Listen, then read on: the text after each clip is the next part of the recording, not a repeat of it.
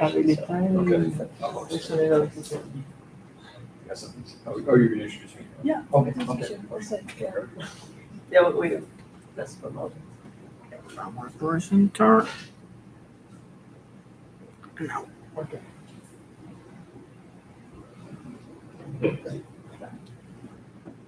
Bueno, pues bien, buenas tardes a todos y todas y gracias por estar aquí, a quienes nos sintonizan también por YouTube. Bienvenidos.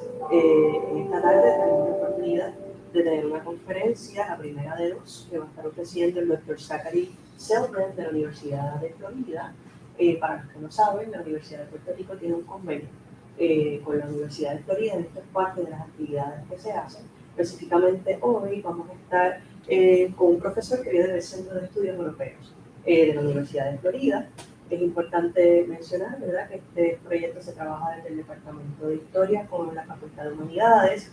Quiero agradecer al doctor Marcelo Lucy, que es el que se ha encargado de trabajar el convenio, junto con la doctora Andresa González, que es la decana asociada de la Facultad de Humanidades.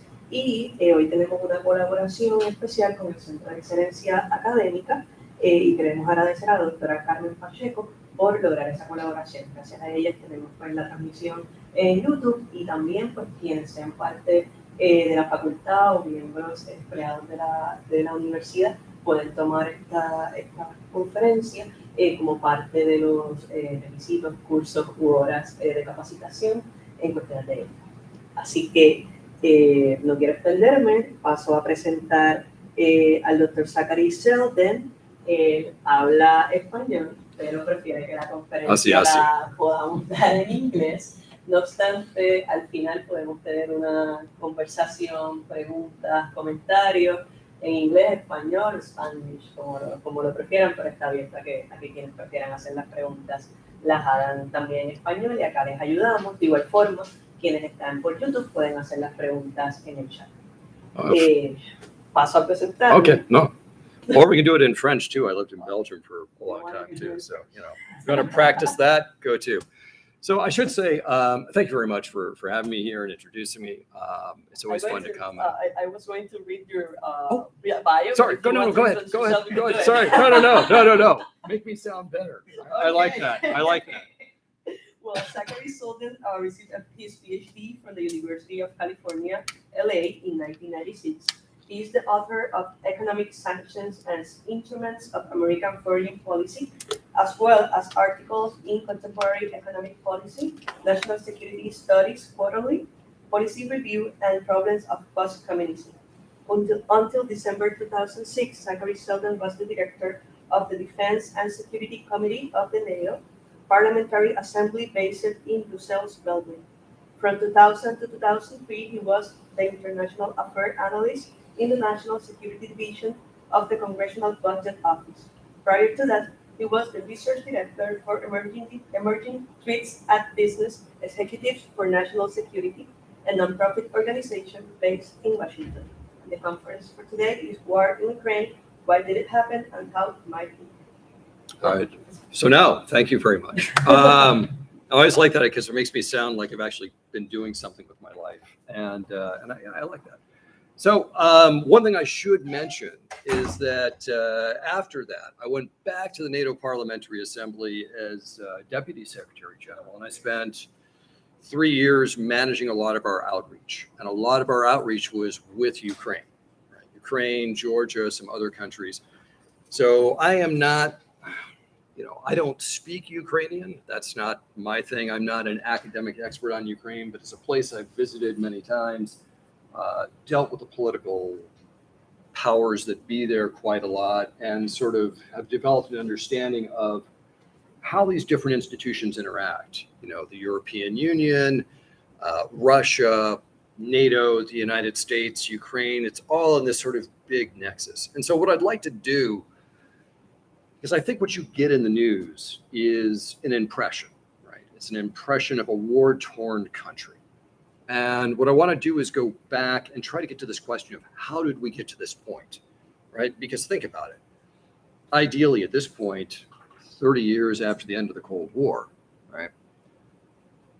No one should really have to think about war in Europe or really security and conflict in Europe. I mean, that's my specialization. I shouldn't have a job. I should have to do something else, right? Logically. But here we are with a major war in Europe. So how does this happen? Let's talk about, in particular, what's been the American role in all of this, which I think is significant, but also what's the European Union's role, right? Because the European Union, and I'm speaking on behalf of the Center for European Studies, the European Union has made a very concerted effort now for decades to try to bring in the states of Eastern Europe that are not yet part of the European Union into a zone of cooperation and development and peace, if not yet ready to join the European Union itself. And Ukraine was certainly a big part of that. Then let's talk about what are some of the potential outcomes out of all this, right? And what are some of the policy options we can think about? And here I'm going to throw it open to you because your ideas are absolutely as good as anybody else's. Trust me on this. Almost every prediction I have made about this conflict so far and what might happen has been wrong, right? And I'm not alone in this. There are plenty of us experts, we consider ourselves experts who have been terribly wrong. So you can't possibly do any worse than we have. So feel free to throw in your ideas. And lastly, I'll give you some potential resources, things you might want to look at if you want to dig into this further. Before we get started, I wanted to show you some pictures. These are just pictures I took walking around Kyiv the last time I was there. I don't know, I think 2018. Yes, there are plenty of ugly things you can see in Ukrainian cities, but there's also a lot of beauty, right? And so what you see on the news today, you see these battlefields, right? But these battlefields are cities in Ukraine, right? They look like this, right? So when you see these decimated, broken places, remember, that's what it looked like a couple of years ago, right? And a big question is, how's it going to get back to that? Because eventually it has to. So I just put this here just to sort of have an image to keep in the back of your mind to contrast with the devastation that you see in the news. All right, let's get into this question of how does it come down to war at this point in time? And without going into a very lengthy historical discussion here, let's just say that Ukraine's history with Russia and the West, meaning Western Europe and the United States, it's very complex and very, very fraught in many ways. So a couple of pictures here that I'll get to in just a second. But the first thing that you have to understand about Ukraine is that it wasn't its own country, separate and distinct as a recognized political entity until about 30 years ago. Right? There's always been a very strong Ukrainian national identity, but a separate state, not so much. And for centuries, Ukraine has been intimately tied with Russia, right?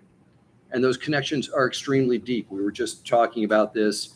The original dynasty of sort of Muscovy Russian kings is actually drawn from the royal families of Kiev going back to, the 11th century or something like this. I mean, it's more than 1,000-year deep, very real connection. And on religion, on an Orthodox church, on food and folklore and culture and language. Yes, Ukrainian and Russian are distinct languages, right? But they're close, right? I mean, Spanish to Portuguese, kind of close. So there's that, right? On the one hand, sort of binding these places together in a very real way. And now to get to these two pictures, there's also some very real and deep resentments and concerns that Ukrainians have about Russia and potential Russian domination of Ukraine.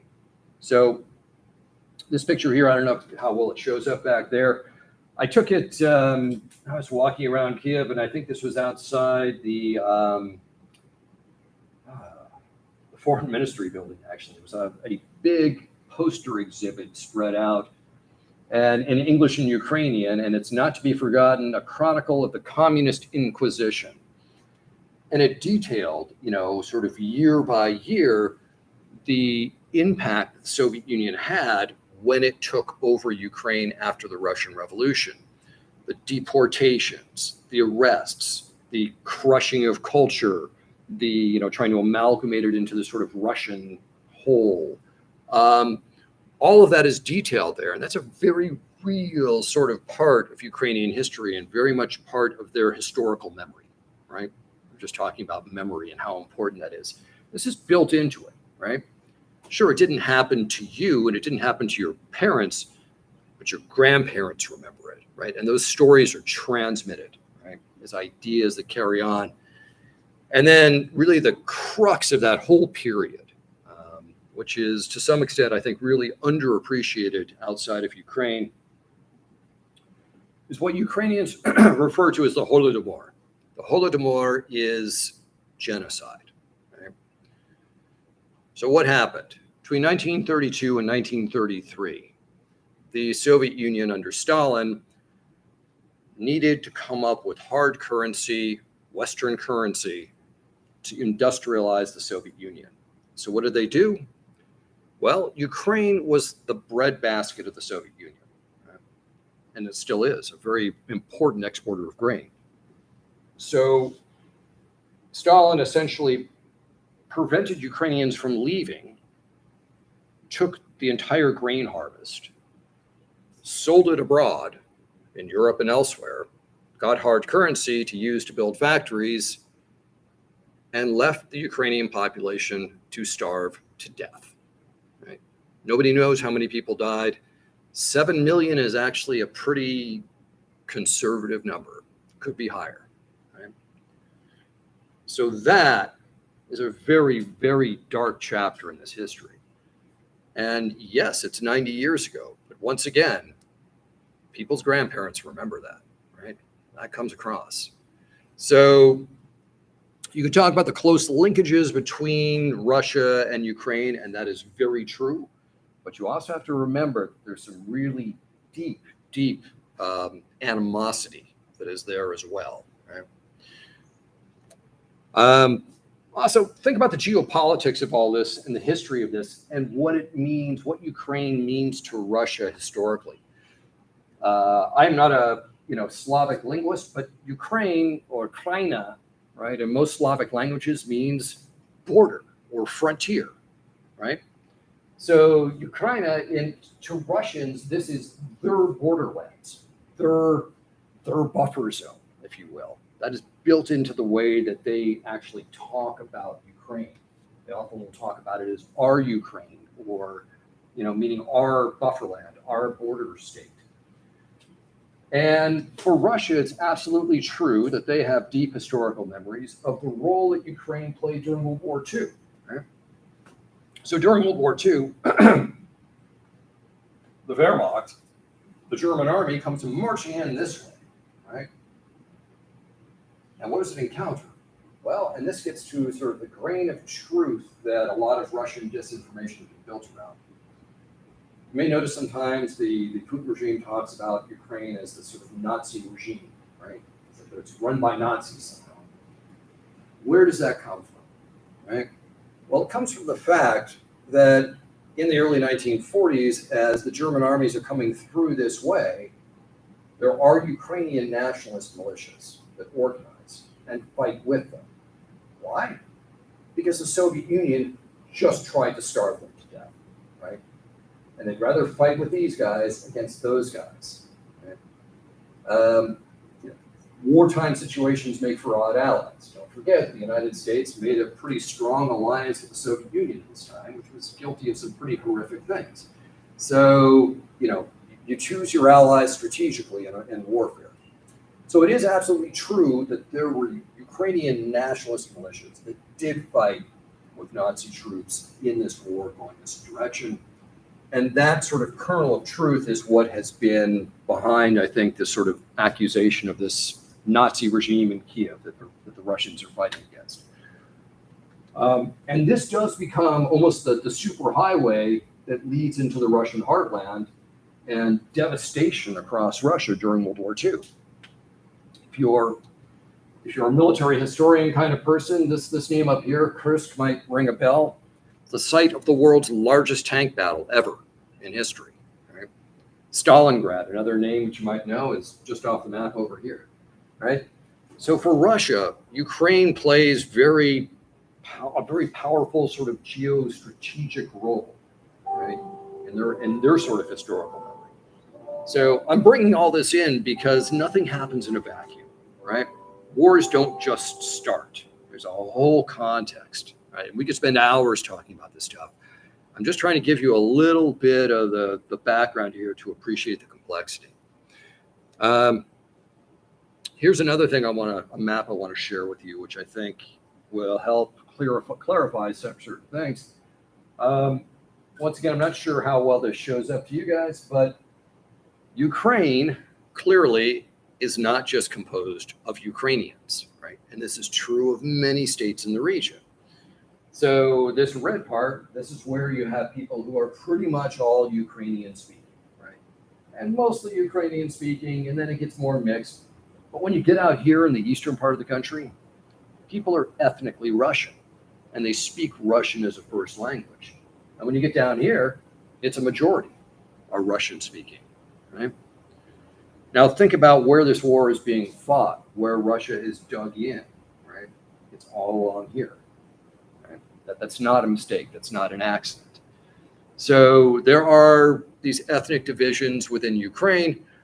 At this point, I think many people who were in this region who were perhaps tacitly supportive of Russia have kind of switched and become more Ukrainian in their identification.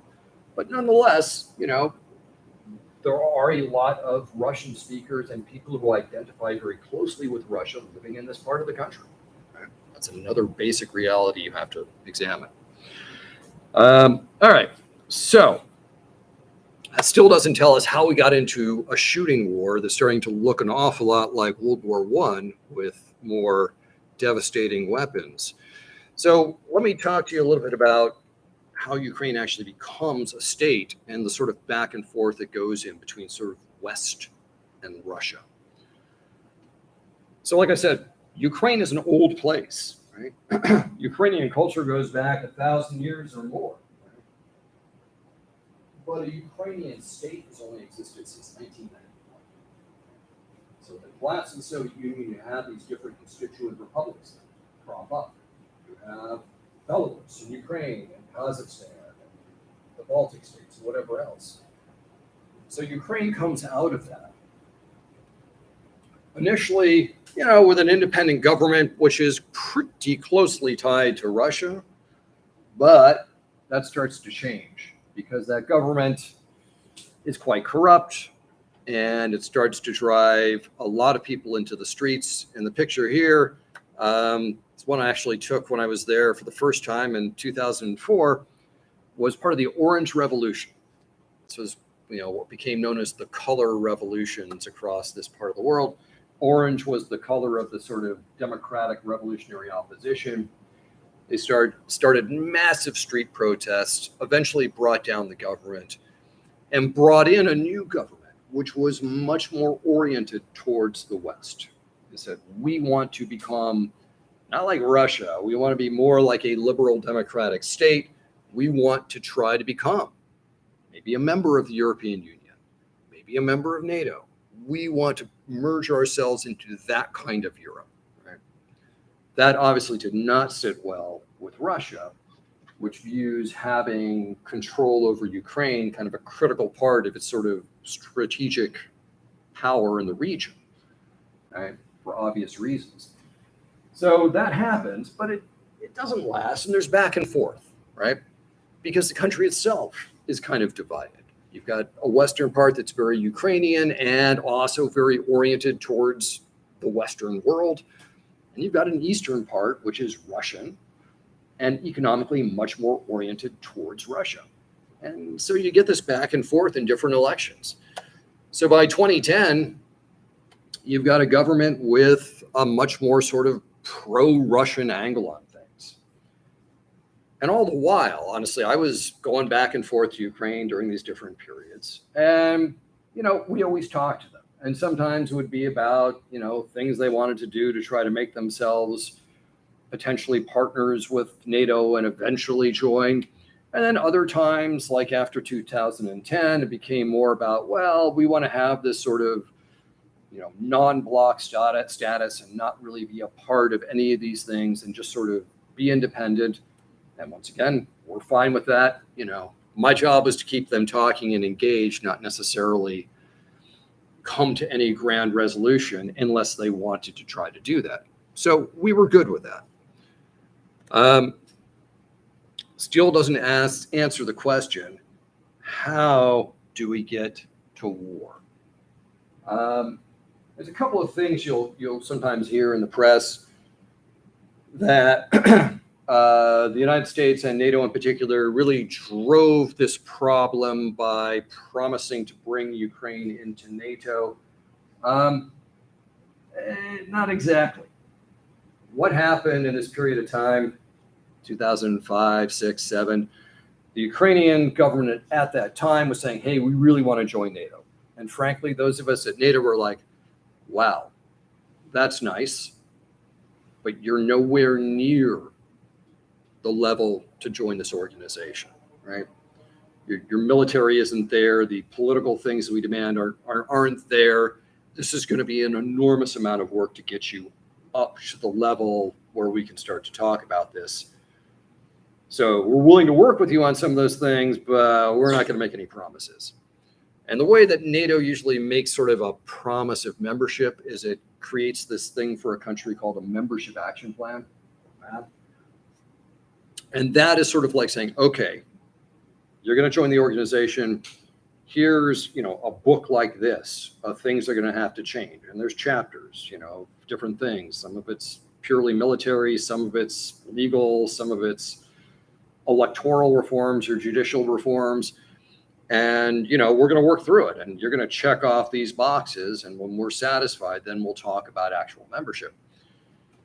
Nobody was ready to give, at NATO, nobody was ready to give Ukraine a membership action plan. So to politically appease Ukraine and not just kick them away, there was a summit declaration that said, Ukraine will be a member of NATO, but it never set a date and it never created the whole bureaucratic membership action plan process to bring them in.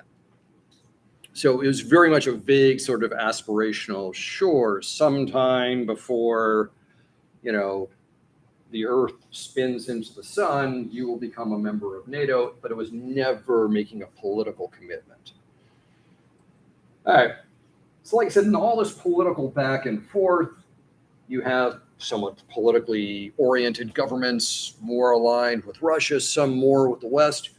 In 2014, you've got a very pro-Russian government in Ukraine that signs an agreement or is about to sign an agreement with Russia that is going to very much orient Ukraine's economy and trade to Russia and the sort of Eurasian bloc that Russia's trying to set up. That really doesn't sit well with a lot of people in Ukraine who see the European Union as being their avenue for economic advancement and growth, right? They see turning to Russia as sort of an economic partner exclusively is going to really degrade their economy. And so there are lots of protests that come out into the streets in the major cities, in Kiev, and Lviv, and elsewhere. And the government reacts very badly and represses those protests very violently. People die in the street. And that doesn't quiet things down. That creates this almost revolutionary fervor. And there are now pitched street battles between sort of anti-government forces and the police. Eventually, the police collapse, fall back. The government's imperiled, and the president, Yanukovych, flees, gets on a plane and flies to Russia. So it is a revolution, right? I talked about the Orange Revolution in 2004. Well, here you are 10 years later, you've had another revolution. So plenty of revolutions to go around in Ukraine. This new government comes in and almost immediately signs an association agreement with the European Union saying, We're going to orient our trade more and more with Europe. We are going to try to meet all the requirements so that eventually we can become a member of the European Union. That's our future. That is what really drives Russia crazy, right, in 2014. It's nothing about NATO. It's nothing about security issues. It's about a new government coming to place in Ukraine that's deciding to orient itself much more towards the European Union, right? So the European Union plays a very important role in this. So what comes out of that? Well, in 2014, once this new Ukrainian government has signed this agreement with the European Union, Russia doesn't go and invade Ukraine or anything so dramatic that way. What does it do? Well, you remember this map up here? Oops. In this area, right? This is Luhansk, Donbass, this area right here. There are these Russian ethnic militias that have been armed and funded and trained, and oftentimes directed by Russians who are crossing the border, usually people with a lot of military experience. They start to seize power and control. They overtake police stations and things like that, border crossings. And then, as that happens, you start to see people like this coming in. Now, this is interesting, because if you notice, this is somebody in full military tactical gear, got a face mask on so they can't be identified. But you'll notice something very odd about this uniform in that there's nothing on the shoulders. There's no insignias. There's nothing that says what unit you're from or what your rank is, right? Which is what you always have on military uniforms, right? Well, this was done on purpose, right? The Ukrainians started to call them the little green men because they were unidentifiable but all dressed up in green. Who are they? Probably, for the most part, Russian special forces, right? Who are coming in to aid, assist, and direct these militias in these Donetsk and Luhansk regions. But there's total plausible deniability by the Russian government. We didn't send those people there. I guess they bought surplus military equipment. We can't stop people who want to cross the border and help out their ethnic kin in their self-determination. Aren't we all in favor of self-determination, ethnic self-determination? What's wrong with that, right? So Russia engineered this, but with a lot of plausible deniability, right? Well, with that, essentially, these militias are able to seize control over Donetsk, Luhansk, and Crimea very quickly. And that's from 2014 on, those regions are basically lost to Ukraine. They do not govern them. So Ukraine then turns to NATO, and in particular the US, but also Britain, and says, hey, we need help. We need training. We need to have a better military to defend ourselves so this doesn't keep happening. And they start to get that training and that help, right? Now, NATO is very concerned about doing anything that would be too provocative towards Russia. So we're being very careful in what we're giving Ukraine. You know, like I said, it's all sorts of training programs. It's weapons, which clearly have a more sort of defensive edge to them. It's upgrading communication systems and logistics and whatever else. But we're not encouraging or really equipping Ukraine to go marching into these regions that Russia has taken and try to get them back, because we don't want to do something that's going to spark a broader war. A lot of caution here. All right, so where does that leave things? Well, effectively, you know, my assessment personally was this was a smart move on Russia's part. Right? Ukraine cannot join NATO. It cannot join the European Union if it has a territorial conflict with Russia. Neither of those organizations will seriously consider bringing in Ukraine if it's got a conflict with Russia. You don't want to bring that into the organization. That's a nightmare, right?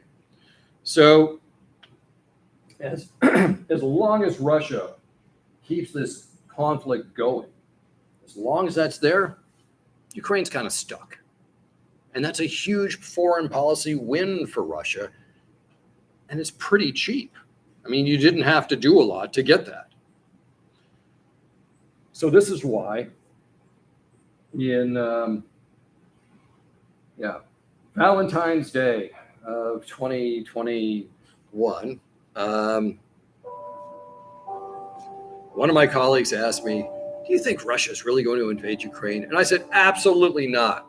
Right? Be no logic to it, right? They've already got what they want. Why would they risk a full-blown war when they've already accomplished most of what they've gotten or they need to get without doing that, right?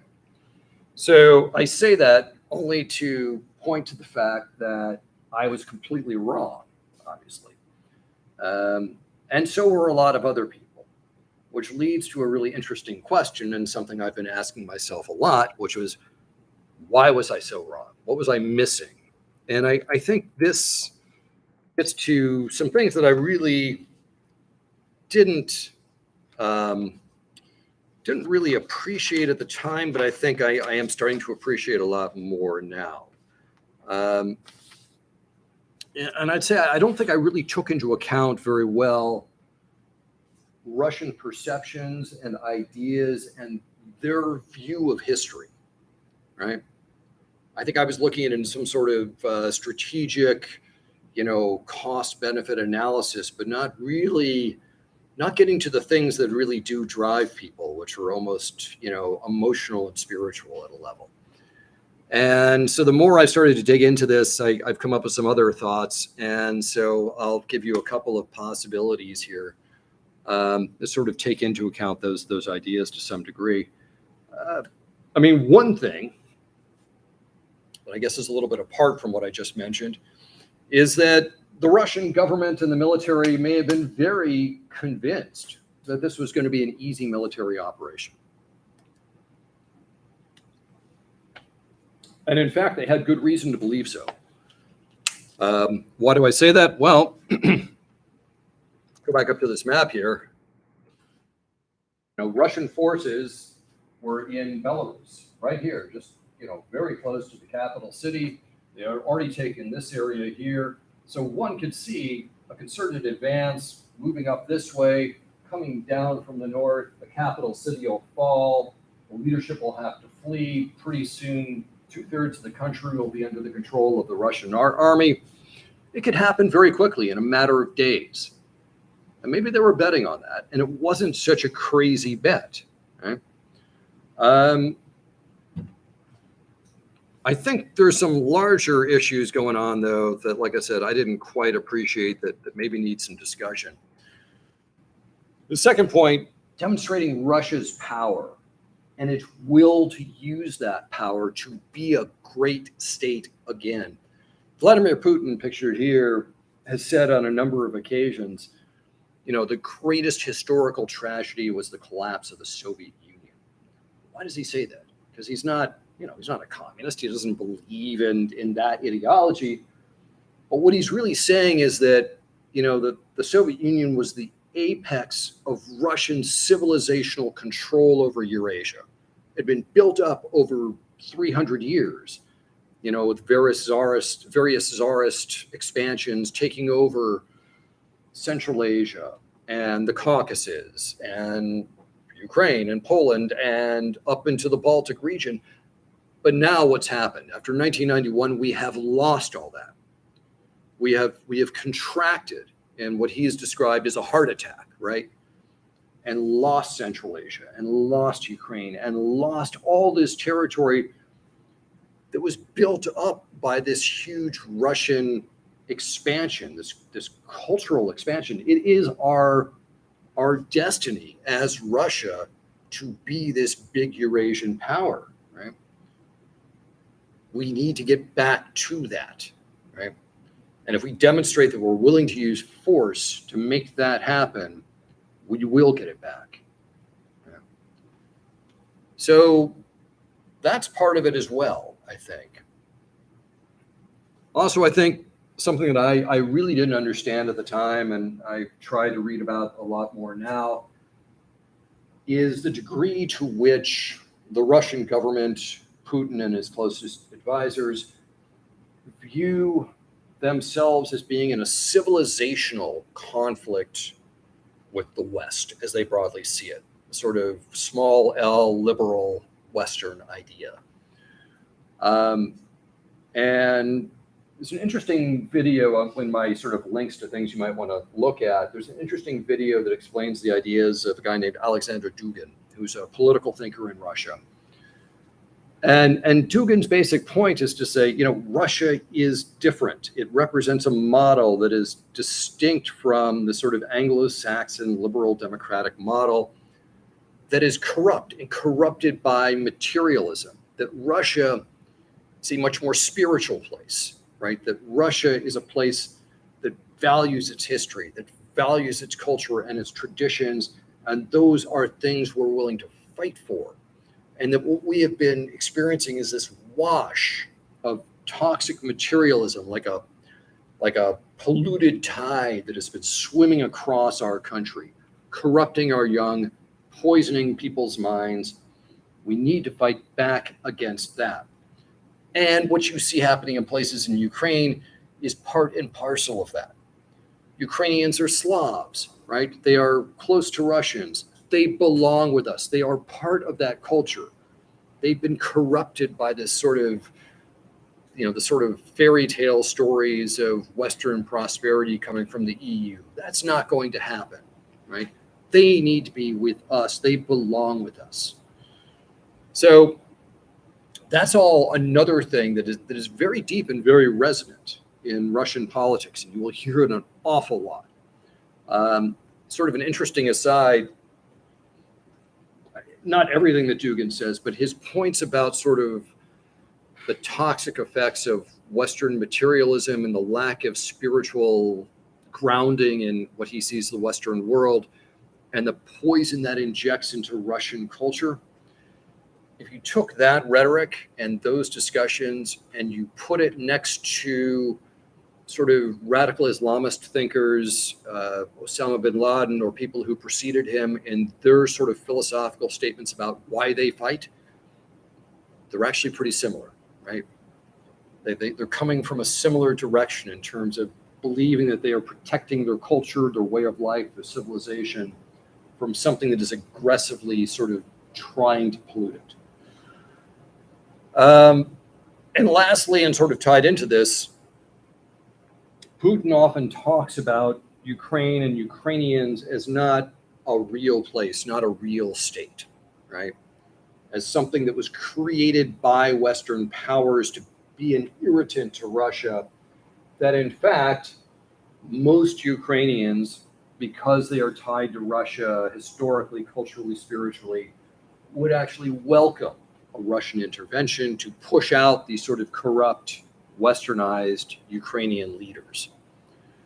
So some combination of those things, I think, explains the question or answers the question, why was I so wrong, right? And once again, I may be wrong about this too, but I put that forward as sort of a way of thinking about this more generally. All right, so I think the story here, right?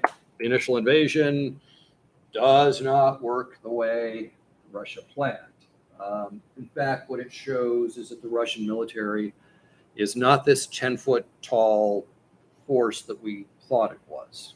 I mean, to stretch this analogy, it's more like, a normal-sized person standing on top of a very rickety stepladder, right? Yes, their forces at the front are good in what they do, but all the things that support a military taking action, communications, logistics, getting them their food, their water, their ammunition, that is very, very weak in the Russian military. Right? And the reality is that all this training the Ukraine's been getting from NATO, from the United States, from Britain, from other states, has been paying off. The Ukrainians are good at this, right? They're much better than Russia on a tactical level, and it's showing. right? So Russia's forced to back down, gives up plans to try to take Kiev. It falls back. You have this brutal sort of slogging warfare across the east of the country. Ukraine makes a lot of advances, but Russia's still in control of a big chunk of the country, at least 20%.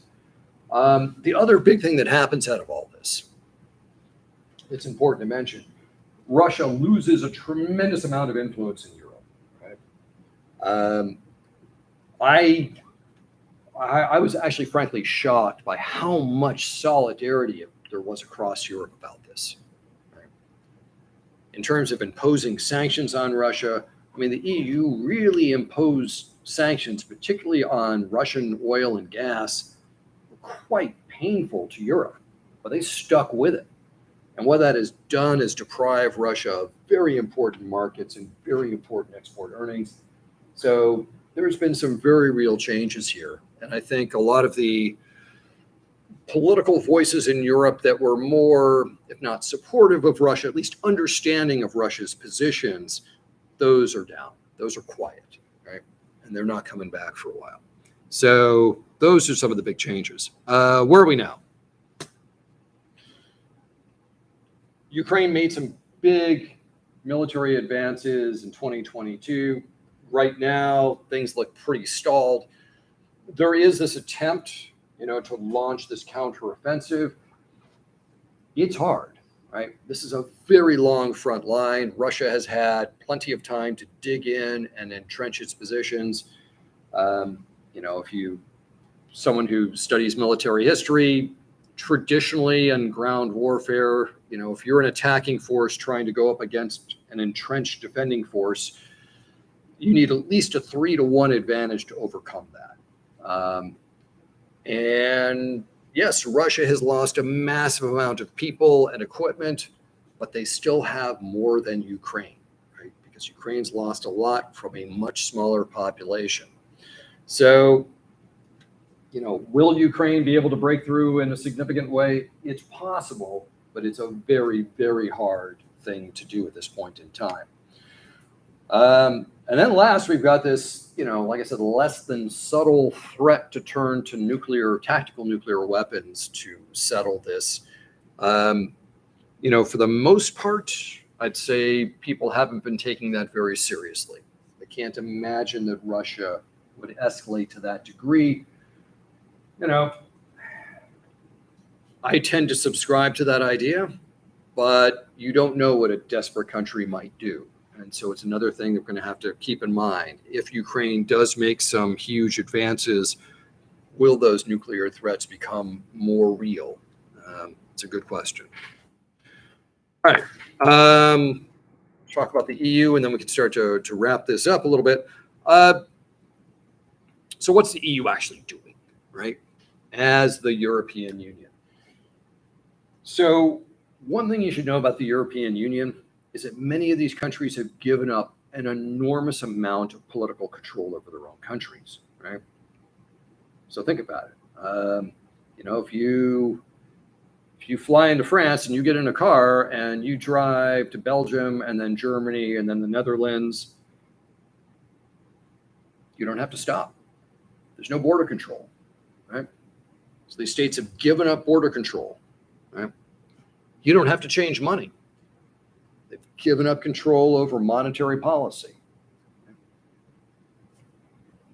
They've actually given up control over most regulatory policy. Most regulations are set at the European Union level, and then the individual countries figure out how to implement it. That's their job. So these countries have given up an enormous amount of sovereignty, of power over their country. But one place where they do retain power is foreign policy, right? Foreign policy is still very much a national competency within the European Union states. And there are differences, right? And there are differences on what to do in this situation and what to do with Russia. So you will have, Poland and Lithuania taking a much harder line, right? And pushing for much greater support to Ukraine and military support. And you'll have much more reluctance to get that from Germany, for example. At the same time, we've seen Germany and France get together to try to push on Ukraine to negotiate an end to this conflict. You're not seeing that from places like Poland, right, which are much more concerned about Russia and much more supportive of Ukraine. So it's difficult in all of this to get a truly united EU policy because it's still a national competency and there are national differences. All that said, this has been a huge wake-up call across Europe, right? One of the things I've seen dealing with my European colleagues in this is that once this happened, there were so many people that I have been dealing with who were not terribly interested in boosting defense capabilities in Europe, who are now very serious about finding ways to make this work and make it work on sort of a pan-European level, right? So really sort of join militaries together in very significant ways and leverage each other's strengths. Like I already said before, the one thing where the EU is really able to pull the states together, was putting in place these very comprehensive sanctions on Russia. That I think was really quite impressive. And does, I think, foreshadow more collective European action in that way. But my bottom line on this is to say the United States is still a big player in European security, right? For years, we've been having this discussion about, well, can Europe and the EU achieve sort of strategic autonomy, be kind of its own political actor out there in security affairs? What this has shown is that, no, they really can't just yet, right? Because if you look at what has gone into Ukraine in terms of military assistance, if the United States wasn't there to do it, Europe would have a very, very difficult time doing a fraction of this. Some states, yes, but nothing like what the United States has been able to put into this. So we're still going to be pretty closely tied together on this one. And that's probably going to last for some time into the future. All right, so let me think about a few potential scenarios here, thinking into the future. And once again, I will point out that the thing that I wrote up, I did this last week, right? The thing that I wrote up is most unlikely damn near happened last week, right? So who knows, right? What's going to go on? Look, I always say this because, you can claim to be an expert on something and still, there's probably a 50% chance that almost anything you predict is not going to happen, right? All right, what's most likely to happen, right? Unfortunately, most likely, this god-awful stalemate, which I want to stress is painful for Ukraine, right? But also absolutely tragic for Russia. I mean, whatever personal feelings I have about the Russian government and what it is doing, I still personally have tremendous sympathy for the Russian people who are being forced through really a hellacious situation. There's a town, you probably heard about this, called Bakhmut in sort of eastern central Ukraine. It was a scene of some massive fighting between Ukrainian and Russian forces over the last couple of months. Russia did eventually take the town, mostly by completely destroying it. But here's the thing. It's a place of no real strategic significance. The British government estimates that the Russian military lost 20,000 troops in that battle over a couple of months. Now, let's put that in comparison. That's more than the United States lost in Iraq and Afghanistan combined over 20 years. It's close to half of all U.S. killed in action in Vietnam over 15 years, right? That's in one town over a span of 6 weeks or something. How long can you keep that up? I mean, that's having a horrific effect, I think, on Russian society. And it's a whole different tragedy that we have to think about. But nonetheless, that's probably what's going to happen. it seems unlikely to me that Ukraine's going to have the ability to marshal the kinds of forces to break through these entrenched Russian lines and, create a situation where things change very dramatically. So we're very much likely to be seeing next year looking an awful lot like this year. Less likely, but very possible. Ukrainian forces could break through in a couple of places. There are some very strategic corridors. If you want to go back to the map, I can kind of show you that would really, if Ukraine took control of those, would really be game changers. And it's possible, if you break through in one of those, that Russian morale starts to collapse. It's already weak and already bad. Sometimes these things have a momentum of their own, and if Ukraine manages to break through in, near Zaporizhzhia and make a run down to the ocean there, it could be you'll just have Russian units just laying down their arms and leaving. That's possible. But I'd say it's much less likely. Unlikely, well, I would say unlikely is a successful coup or revolt that brings in a new regime that says, hey, it's time to end this war. We seem to have the inclinations or intimations of that with Prigozhin's uprising, which looks stranger and stranger the more I think about it. But it's possible. You're going to have some kind of internal palace coup that brings in a new government that says, this isn't our war. We want to end it. Let's negotiate. Why do I say that's very unlikely? Well, you don't get to be someone like Vladimir Putin who stays in power for 23 years without being very, very good at sensing any threat to your rule from the people closest to you and either co-opting them or getting rid of them, right? And he's been very good about that. So his luck may run out at some point, but I wouldn't bet on that. So if I was thinking about possible scenarios, that's kind of how I would phrase things in sort of most to least likely. All right, just some big questions to kind of end up with, and then we can talk about anything you want to talk about. So one big question here that we should think about. When are we all, meaning the European Union and the United States, going to get tired of paying for an indefinite stalemate? Because that's kind of what it is now, right? You're already starting to see signs of that, both in the United States and in Europe.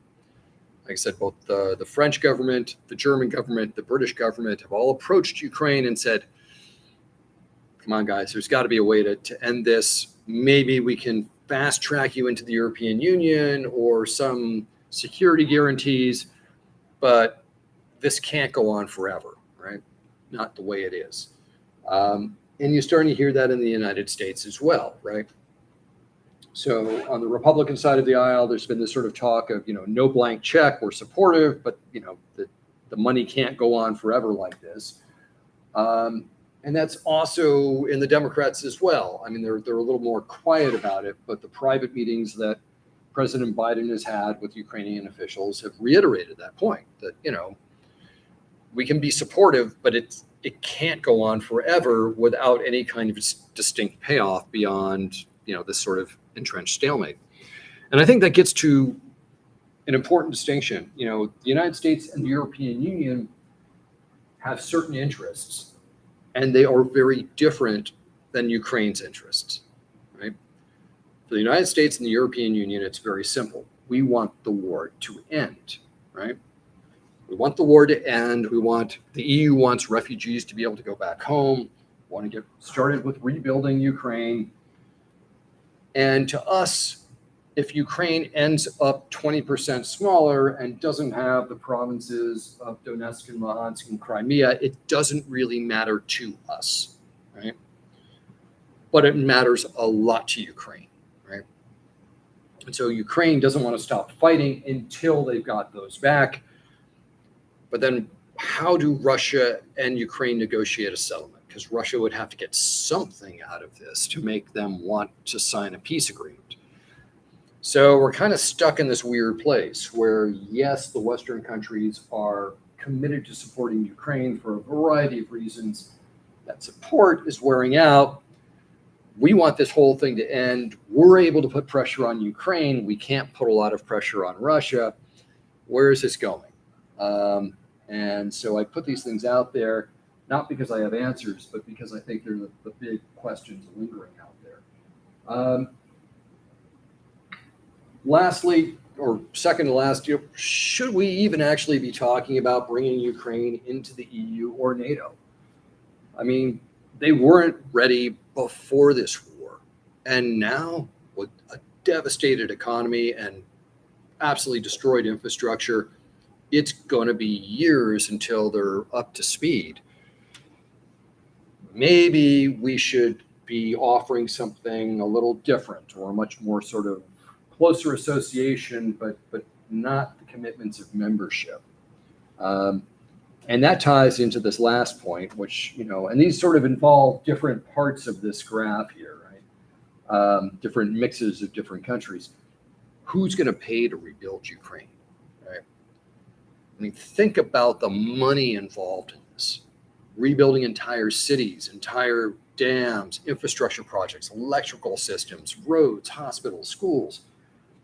It's going to be in the trillions of dollars. It's going to be the European Union. Is it going to be the UN? Is it going to be, is China going to play a role? Will Russia be forced to pay reparations? I don't know, right? But it's a really big question, and we're going to have to start dealing with it pretty soon. Keep in mind, a year before World War II ended, the great minds got together to try to think about exactly this question. How do we start to reconstruct? Who's going to pay for it? So sometimes long before a conflict ends, you do have to start thinking about those things. Otherwise, you may have bigger problems when the shooting stops. So that's mostly what I wanted to cover, and just kind of leave you those questions or any other questions you have that we can talk about. Lastly, and I guess you've got the slides and you can give these people. Just, well, that's a really small font, but some things that, if you're interested in sort of exploring these things further on your own, the Council on Foreign Relations has a really good website that has done a lot of stuff on this. In fact, the first thing I have here is a really nice set of charts that talks about who's been spending how much money on what, which countries, the European Union, the US, where's the money been going? And I think that's kind of interesting to sort of get a sense of really who's doing what in terms of the aid and assistance. The Institute for the Study of War has done amazing work. They have a great intelligence network out there, people who are reading Telegram and these other Russian social media sites and getting lots of very good real-time intelligence. And they have this map that's linked here that you can kind of click through that shows you, as you click through it day by day, how the armies have advanced or retreated and what territories under whose control. That's kind of interesting. This video here is actually an interview with a Canadian academic who translated Alexander Dugin's political theory. And I think it's 15 minutes long, and I think really eye-opening and engaging, worth the time investment. A movie from 2019, based on a true story about a Welsh journalist, Gareth Jones, who goes to the Soviet Union in 1932 and witnesses the famine in Ukraine. He was a Russian speaker, and so he travels there clandestinely. He takes pictures. He comes back and reports on it. It's a difficult and hard story to watch, but it's a very well done film about that period of time. War on the Rocks, despite the somewhat goofy name, is becoming or has become, I'd say, one of the central online places for people who know what they're talking about to write short pieces. So you will get people who are experts on all sorts of things related to this conflict and others. And it's really well done. And usually, like I said, really short things, 1,000 words or so, and good podcasts. And lastly, the Hudson Institute has done some really good work on this, particularly a guy named Luke Kofi, who's really quite knowledgeable about this, has been running a lot there, and podcasts and interviews and whatever else. All right, so that's really all I wanted to talk about. I'm happy to take any of your questions or comments or whatever else. As I said, you can't possibly do any worse than experts already have in terms of predicting or commenting on these things. So whatever you say is fine.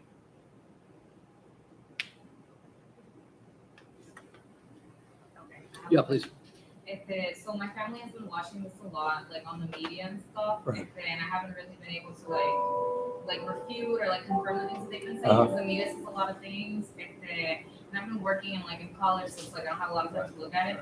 Entonces my parents are like obsessed with like Donald Trump. They think that's like the worst thing that's happened. Obviamente it comes as a result of a lot of like complex situations in U.S. history, whatever. But did his administration, what influence did his administration have in the conflict? Yeah, that's a really good question. And so let me try and back up. So there's a huge difference, what I've noticed, between the rhetoric of Donald Trump and the reality of what that administration actually did. So the rhetoric and Trump's ability to talk off the cuff, and I don't know how, but then the reality of what the administration did was very, very distinct. So in fact, the United States under President Trump increased aid to Ukraine and increased lethal military aid to Ukraine, which the previous administration had not been willing to do because they thought that would be too provocative. So in terms of actually sending weapons, they started doing that, and weapons systems training. They also did something that could be seen as, being very helpful towards Ukraine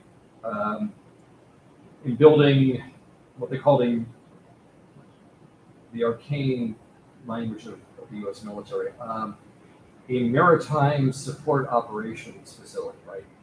Why do they call it that? Because if you build a military base, that sounds really provocative for Russia. If you say, well, no, it's a military operations support facility, that somehow sounds less threatening.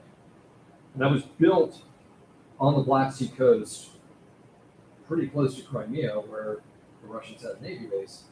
And it was designed to be built there to help supply American vessels in the Black Sea and bring them into Ukraine. Right? It's very much a message that we're tying ourselves with you, right? And we're going to put our stuff there with your stuff, right? So nobody's going to be attacking that because we're there too, right?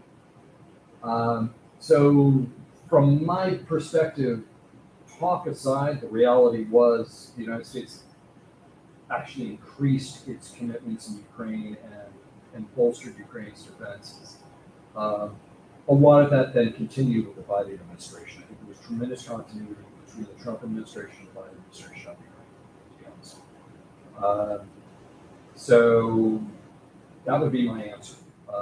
But I come from a school of thought where I think that, for the most part, despite what presidents say, American foreign policy is often pretty consistent. It doesn't change that much. The wording changes, right? The way people talk about things change. But, people complained about, for example, President Trump's dismissiveness of allies. Absolutely true, right? I mean, he was notorious for just being obnoxious at NATO meetings, right? The Biden administration comes in with much nicer rhetoric, but then the reality is they pull out of Afghanistan and don't even tell their NATO allies they're doing it until after the fact, which created a lot of bad blood. Right? So there's a lot of, on the positive side and the negative side, I think a lot of consistency in American behavior is the goal. So I'm not sure that answers your question. What else? Okay. Well, Thank you. So I'll be back, I guess, tomorrow to talk about cybersecurity issues and in particular Russia, if you're interested in that sort of stuff. And if not, enjoy the rest of your week. So Thank you, Professor. thanks.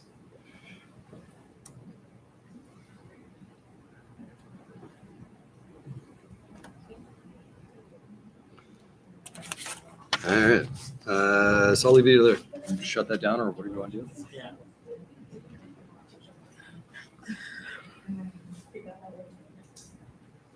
All right.